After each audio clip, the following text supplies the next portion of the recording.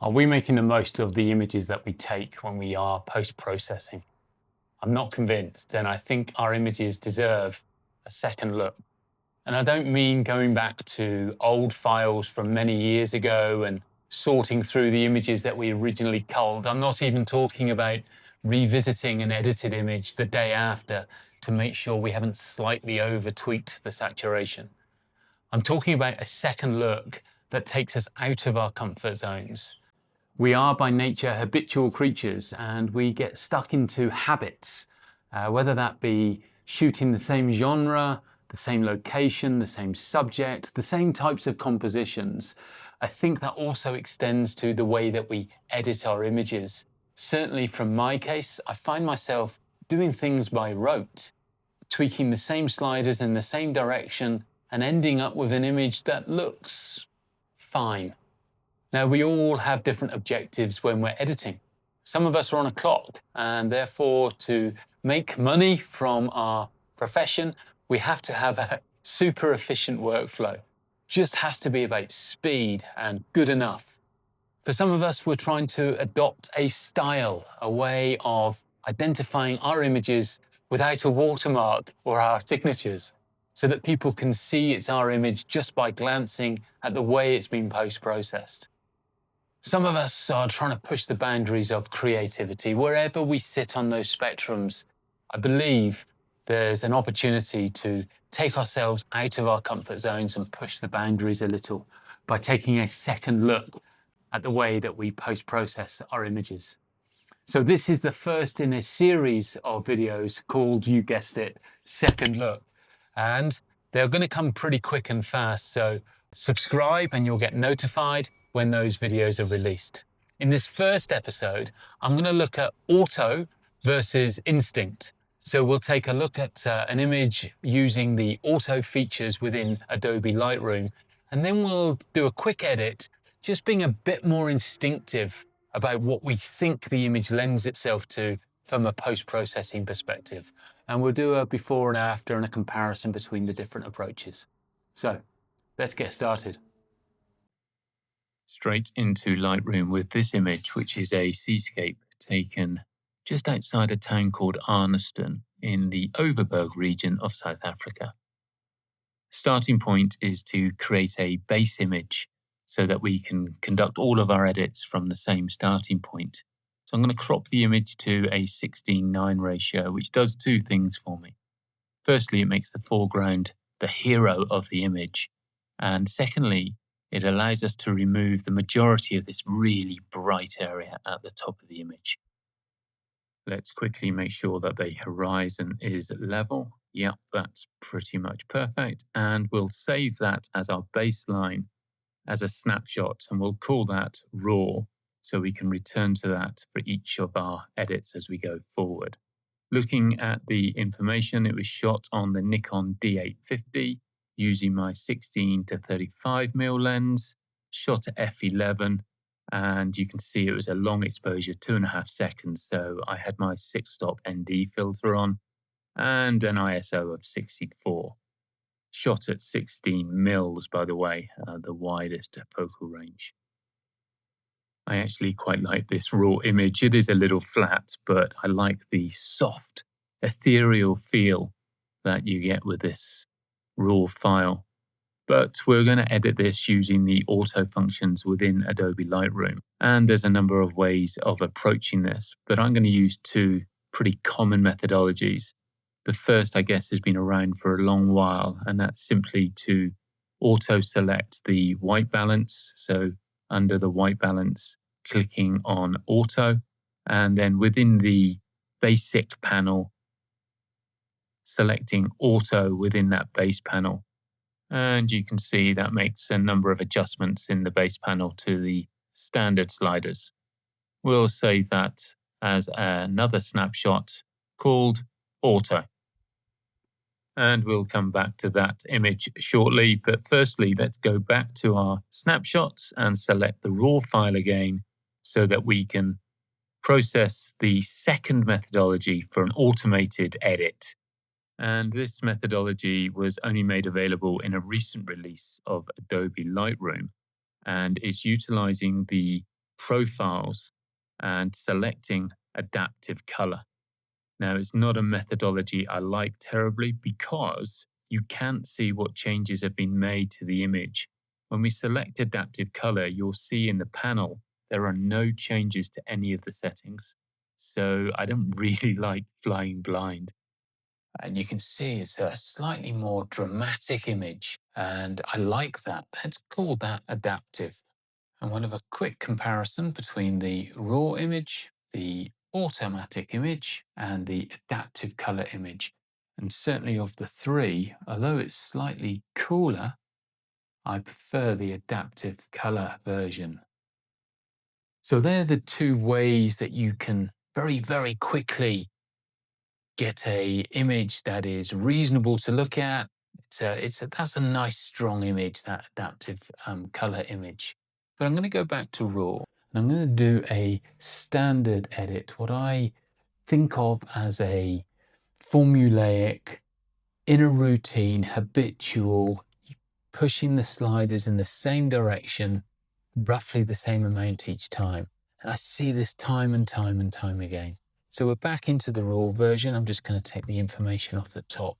So we've got more real estate, back into the raw version. So a pretty formulaic approach would be to take your white balance picker, pick a neutral gray somewhere about there, warms up the image quite considerably, takes the temperature significantly upwards to 8.6. That's fine. Right, so we've done the white balance on default. We then are normally told bring the highlights down, raise the shadows a bit, click your Option key or your Control key on a Windows machine, and bring up your whites as far as you can without blowing the whites. Then do the same on the blacks, bring those down as far as you can without crushing the blacks, and that maximizes your dynamic range, and that's supposed to be a good thing. Cool. And then also on default, I would then increase the vibrance a little and bring down the saturation just to compensate a little. I'm not going to worry about sharpening and all of those things at the moment.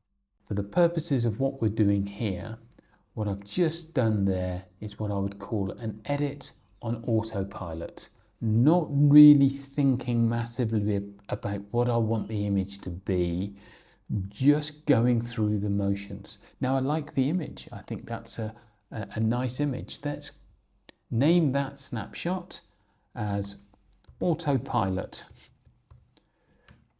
And we'll compare that to our previous favorite, which was the adaptive color.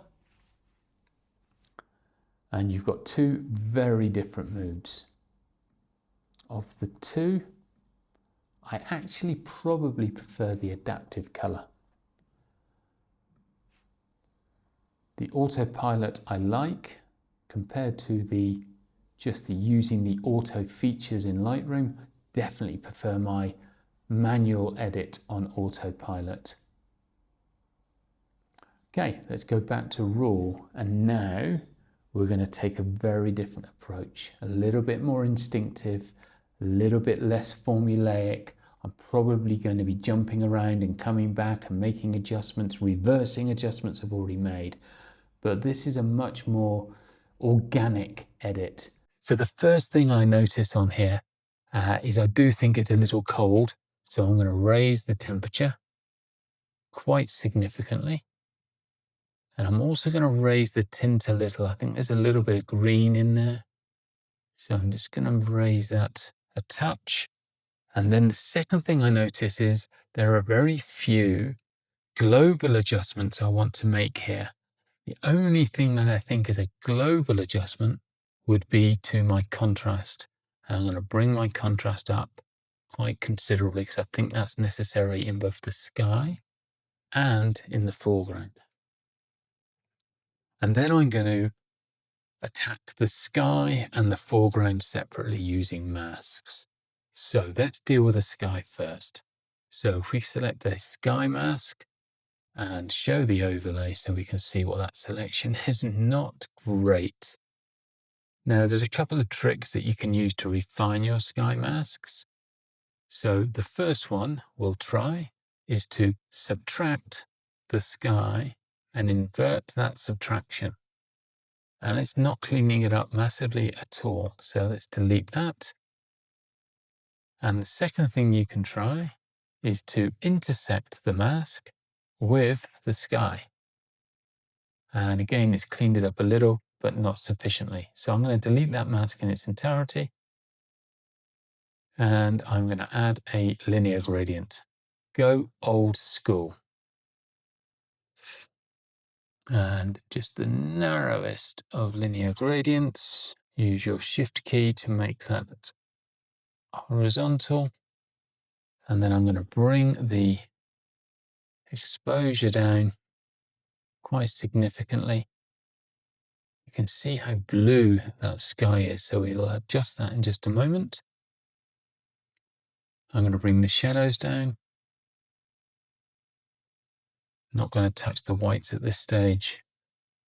And I'm going to just move the white balance slightly to the warmer side, just to try and take some of that blue out. Not too much. I don't want to lose it in its entirety, but just take that out a little. And I'm just going to add a touch of magenta. Excellent. Then I'm going to deal with the foreground. Another linear gradient. Very narrow again. Shift key to make sure it's level. And I'm going to increase the contrast significantly here. Really emphasizing those different color tones at the front, and these greens and yellows on the left I really like. It's a little white here, so I might have to adjust that in a moment. In fact, I'll do that now.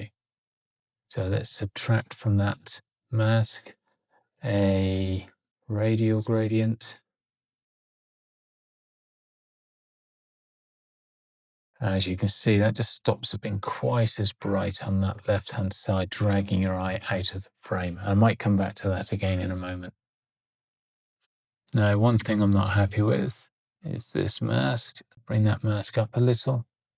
Bring that mask down a little, so we don't get to quite the harsh join that we had before. I think that's a little better. Now, in the sky, I want to emphasize where the sun is coming through the clouds, casting this lovely light on the water at the front here, and that's spilling across to here and here. So I'm going to introduce a radial gradient, broadly speaking, where I think the sun is. It's too big. Make sure that I've got the maximum feather here. And then I'm going to add some negative dehaze.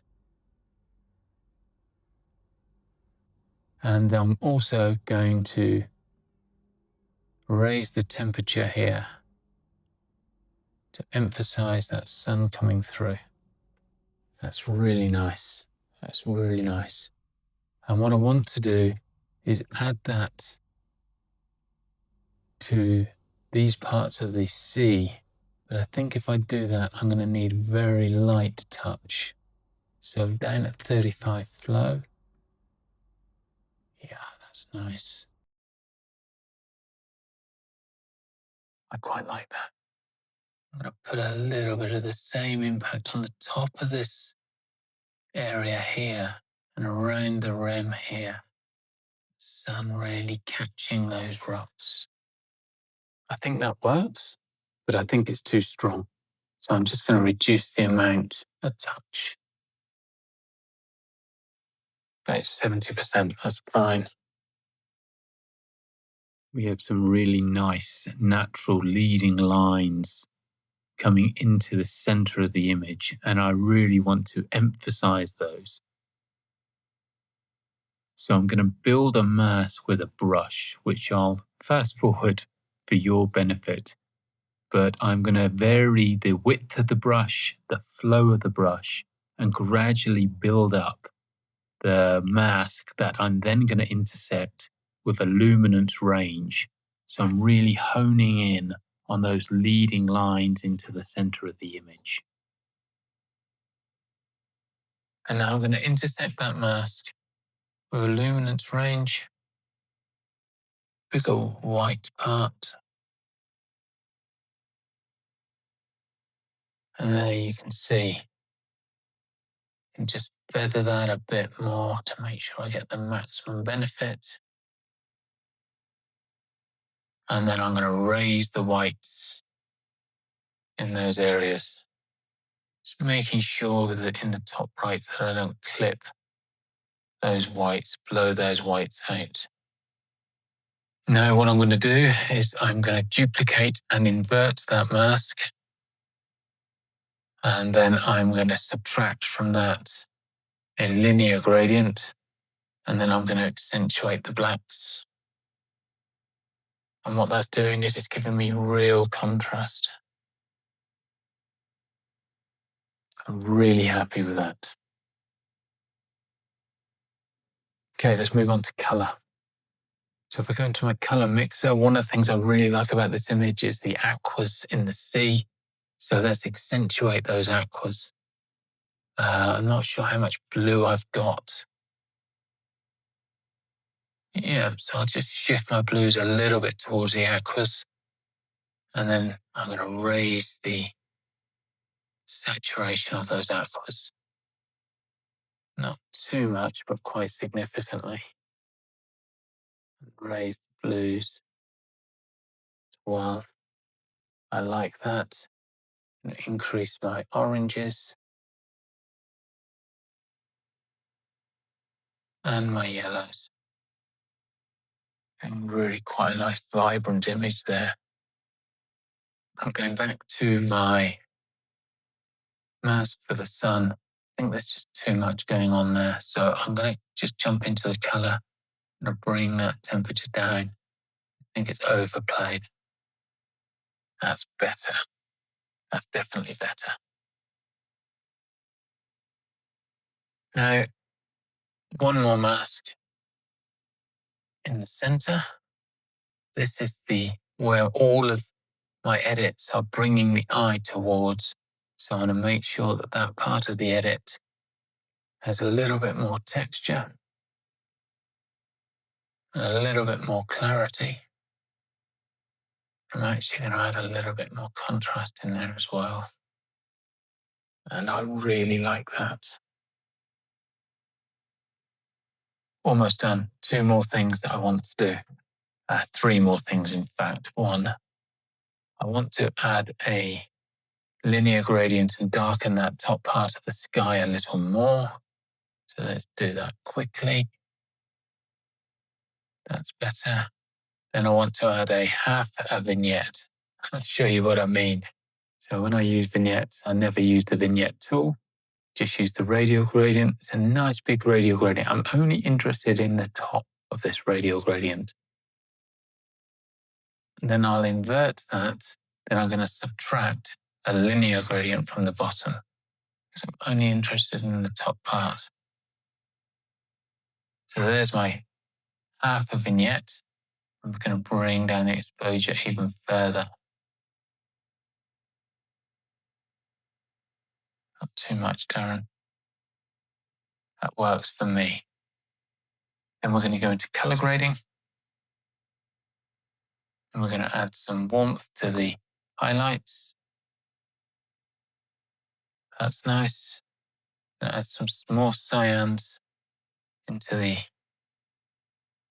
shadows. That's really nice. Always tempting to push it, but don't push it too far. I think that's nice. And then jump into my calibration. And I'm going to boost my saturation of my blues quite high. And I am happy with that. So we're going to call that final. So we now have 5 images. We have the original raw image, which, as I said at the beginning, I really quite like. I like the ethereal quality and the softness. But it's improved by the slightly warmed image that you get from the auto features, the auto white balance and automatic basic panel. I prefer even more the adaptive color profile option, which cools the image down a little, but also makes it much more impactful, much more dramatic image. And then my edits on autopilot, again, a warmer image, much closer to the auto functions that we originally started with than with the adaptive color. And then finally, of course, the full edit, where I've turned off autopilot and I'm trying to push a little, relying on my instincts a bit more. And I think the image is much more powerful for that extra effort and that extra time and that extra thought. There are, of course, no right ways and no wrong ways of editing an image, but that's certainly my preference. As I say, regardless of the number of gurus telling us the approach we should take to editing, I don't believe there is a correct way. We all have our personal approaches. We may even use different software, and there are a multitude of ways of getting from the raw image to the final output. The intent of this video, and I hope we've achieved it at least to a degree, is to remind us to be on our guard, to be cautious of falling into habits, into routines, editing on autopilot. As ever, I would love to hear your thoughts, so please drop me a note in the comments below. I read every single one of them and I respond to as many as I possibly can. I mentioned at the beginning of the video, this is the first in a series, and the next episode, which is coming soon, so click on subscribe so you get notified. The next episode is going to be focused on light and when we might want to prioritize light over other elements of the image, primarily color. So I really hope you can join me for that episode. In the meantime, please take care. Bye-bye.